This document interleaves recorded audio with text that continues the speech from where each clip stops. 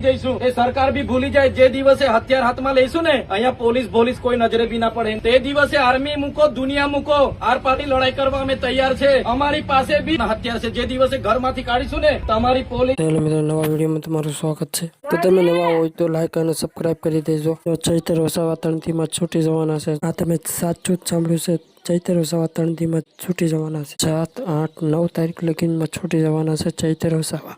ચૈતર વસાવાનું મોટું સ્વાગત થશે ઢોલ નગારા સરણાઈનું વાગશે તો શું ચૈતર વસાવા મોરો આપશે સોશિયલ મીડિયામાં ઘણી વાતો થઈ રહી છે અને વિડીયો વાયરલ થઈ રહ્યા છે તો ડેફિનેટલી 3 દિવસ લગીને ચૈતર વસાવા બહાર આવી રહ્યા છે આદિવાસી સમાજનો ખુશ થઈ રહ્યા છે અને 3 દિવસ લગીને ચૈતર વસાવા